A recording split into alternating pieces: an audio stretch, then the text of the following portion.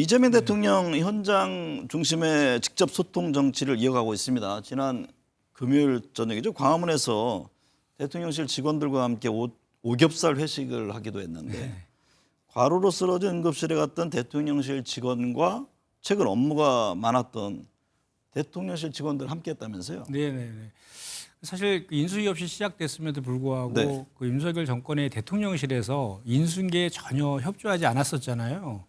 오히려 그 파견된 부처 공무원들 다 그 복귀시키고 그다음에 뭐 기본적인 필기도구라든지 PC도 없는 그런 상황 속에서 그 업무를 새로 시작해야 되는 그 상황에서 정말 네. 힘들게 야근을 거의 매일 야근하다시피 하다가 이제 과로로 쓰러진 것인데 이러한 직원들을 위로하면서 직원들과 이렇게 소탈하게 그 격의 없이 이렇게 만나고 또 이렇게 서민적인 행보를 보이는 건 대단히 좋은 것이라고 생각을 하고요. 네. 또 아울러서 이제 직원들 위로하는 겸해서 작년에 이제 자영업자의 폐업자 수가 100만을 넘었잖아요. 네. 내수의 소비 진작이나 이런 것들에 대한 대국민 그 메시지도 좀 전달하는 그런 의도도 같이 있었던 것 같습니다. 네. 좋은 현상 같습니다. 대통령 최근 친구가 적보다 더 나쁘다 사실상 통상 마찰의 책임을 동맹국에 돌렸는데요. 우리의 전략은 무엇일까요? 일단 트럼프는 철저하게 자국 우선주의에 기반해서 결정을 하고 있습니다, 지금. 네. 그리고 사실 한미는 전통적인 경제와 안보의 그 동맹 국가임에도 불구하고 이렇게 관세 문제를 갖다가 거래 대상으로 삼는 것은 그리고 또 한미 간의 FTA가 체결되어 있어서 상호관세를 부과하면 안 됨에도 불구하고 이렇게 거래 대상으로 삼는 거에 대해서는 대단히 아쉬운 측면이 있습니다.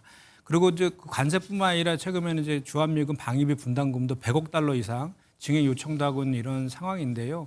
이것은 트럼프의 의도가 저는 그 미국의 관세의 통상 압력을 통해서 미국의 그런 자국 우선주의 관철을 위한 전략적 레버리지의 의도가 깔려 있다고 봅니다. 그렇기 네. 때문에 한국에서도 이에 대응하기 위해서는 우리가 좀 장점으로 갖고 있는 조선이나 반도체 등을 지렛대를 삼아서 관세 문제뿐만 아니라 경제, 외교, 안보 등을 종합적으로 같이 해서 협상하는 전략이 좀 필요하다라고 보여지고요. 네. 그리고 무엇보다도 동맹임에도 불구하고 상호주의에 입각한 국익 중심의 협상 태도가 반드시 견지해야 된다라고 생각합니다. 의원님, 강훈식 비서실장이 내각 인선을 해보니 대통령 눈이 너무 높다 이런 소감을 밝히기도 했습니다. 어떤 의미일까요?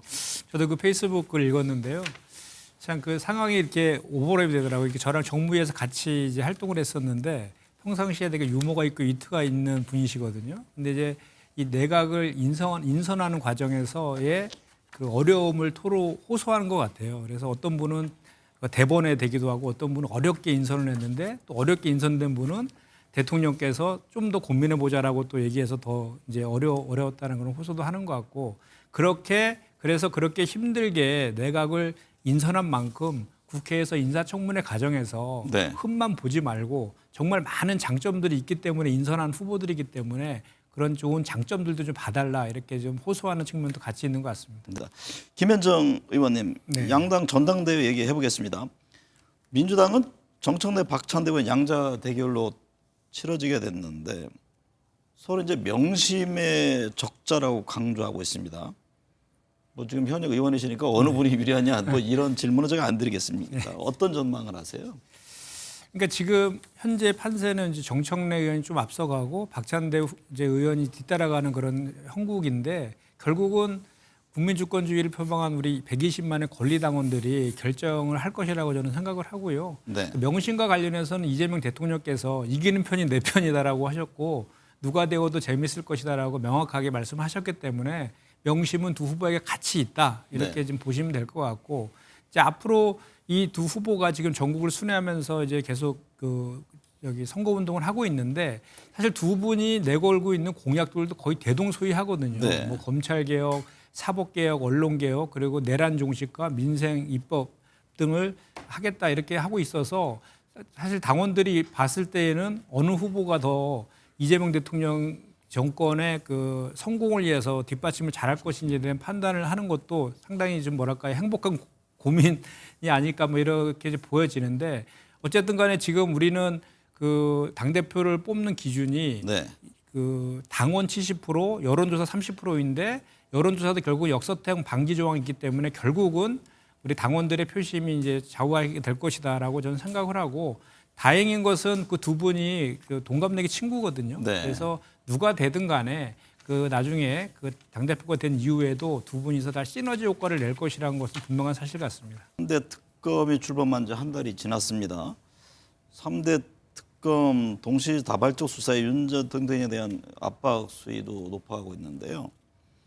먼저 그동안 윤 전 대통령 측은 경로는 없었다던 김태호 전 국가안보실 1차장이 이를 이제 180도 뒤집는 진술을 했다고 하던데요.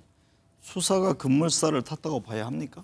네, 그렇습니다. 이 사건이 발생한 게 2023년도 7월 달이거든요. 네. 그리고 그동안 이제 공수처에서 계속 수사를 해왔거든요. 수사가 많이 지금 진전되어 있는 그런 측면도 있고, 그리고 실제로 윤석열 대통령이 경로가 없었다라고 했던 김태호 그 차장이 경로가 있었다라고 진술을 바꿨기 때문에 그 경로 이후에 그 이제 경찰로의 그 수사 기록이 이첩되는 것이 번복되고, 그리고 700에 8080이라는 전화로 이종섭 장관에게 전화했던 그런 것들이 언론 보도 나와 있는 것들이 거의 사실로 지금 확인되고 있는 그런 과정 아닙니까? 네. 그리고 또 이제 박정훈 대령이 그 재판에서 무죄 판결을 받았잖아요. 그렇기 네. 때문에 그럼 반대로 얘기하면 이선의 수사 외압이 있었다라는 것에 대한 또 반증이기 때문에 이제 이런 국방농단과 관련된, 그리고 이제 윤석열 그 전 대통령이 이런 그 외압에 그러니까 경로한 이후에 실제로 그 이첩을 보류하게 만든 지시한 사람인지 여부하고, 또 수사 외압 의혹, 수사 외압의 실체, 네. 수사 외압을 행한 사람이 누구고 또 그것을 누가 봐줬는지에 대한 것들을 밝혀내는 것은 이제는 시간 문제다라고 저는 생각합니다. 현 특검팀은 건강상의 이유로 소환에 응하지 않는 윤 전 대통령에게 내일 오후 2시에 출석하라고 다시 통보했습니다. 네.